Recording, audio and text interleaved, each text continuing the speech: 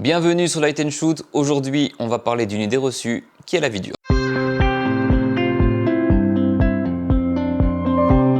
Je pense qu'on a tous entendu ou même dit cette phrase. Faut une focale assez longue pour du portrait, sinon ça déforme. Et bah rien que dans cette toute petite phrase, il y a beaucoup de choses à dire. Déjà, faut s'entendre sur ce que veut dire portrait. J'ai l'impression que pour beaucoup, un portrait, c'est une photo de visage en gros plan. Pour moi, un portrait, c'est juste quand une personne est le sujet d'une photo. J'aurais tendance à appeler un visage en gros plan un portrait serré. Mais justement, aujourd'hui, c'est le portrait serré qui va nous intéresser, parce que visuellement, c'est juste parfait pour parler des déformations. Mais je te préviens tout de suite, on va voir dans cette vidéo pourquoi un portrait peut être déformé ou pas, comment l'éviter, mais aussi comment s'en servir. Je n'ai jamais dit, mais alors jamais, qu'il ne fallait jamais shooter un portrait avec des déformations. C'est juste un outil de plus que tu pourras utiliser ou non quand tu auras compris comment ça marche. Alors, la magie des images fait que si je te montre ça, en te disant le grand angle ça déforme, tu vas me croire sur parole. Parce que sur la photo à 24 mm, Michel, oui, le modèle s'appelle Michel, et Michel c'est un running gag depuis toujours sur cette chaîne, et non j'ai pas fait exprès, c'est le hasard.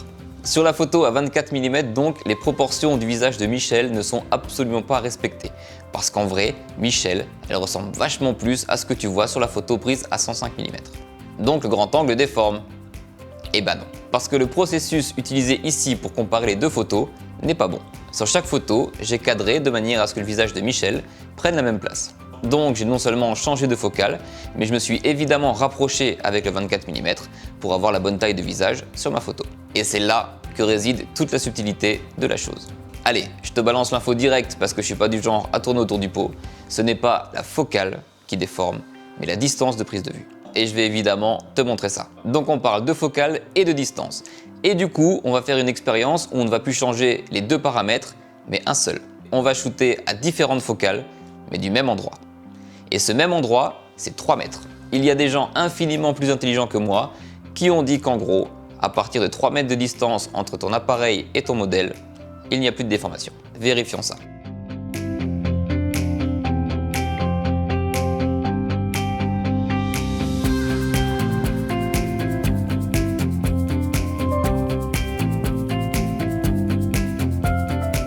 Donc là, il se peut que tu ne vois pas encore où je veux en venir.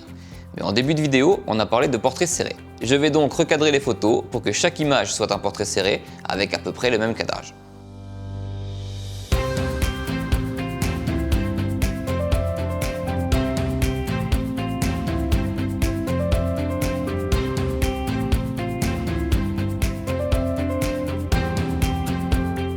Et là, normalement, tout s'éclaire. Je suis à 3 mètres du modèle avec plein de focales différentes, mais les proportions de son visage ne bougent pas. Par contre, si je veux directement à la prise de vue faire un portrait serré sans recadrer, avec des focales plus courtes, je vais devoir m'approcher du modèle. Et c'est là qu'arrivent les déformations, quand je me rapproche. Regarde.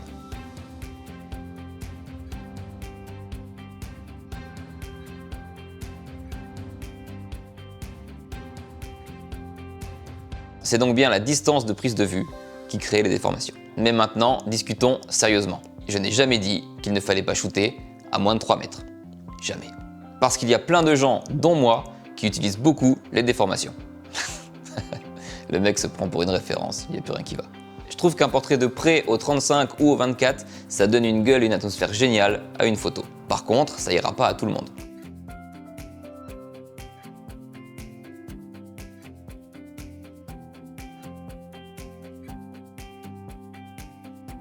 Donc oui, si tu veux un rendu fidèle à la réalité, shoot à plus de 3 mètres avec une longue focale pour ne pas avoir à recadrer comme un fou dans ta photo. Mais si tu veux tester de nouvelles choses et avoir de nouvelles perspectives, n'hésite pas à t'approcher. Avant de se quitter, il y en a un parmi vous qui m'a soumis l'idée en commentaire de lancer un hashtag sur Instagram pour que vous puissiez poster les photos que vous avez réalisées suite à une de mes vidéos. Et j'ai trouvé l'idée vraiment cool. Alors j'aurais adoré lancer un hashtag mon prénom c'est Loris pour qu'une fois pour toutes tout le monde sache comment je m'appelle, mais le hashtag Light & Shoot est infiniment peu utilisé sur Instagram. Donc on va dire qu'on part sur ça et on va se l'approprier. N'hésite pas à ajouter ce hashtag sur tes photos et je passerai faire un tour de temps en temps. J'espère que cette vidéo t'a plu, n'hésite pas à t'abonner pour voir les suivantes et je te dis à très bientôt sur Light & Shoot.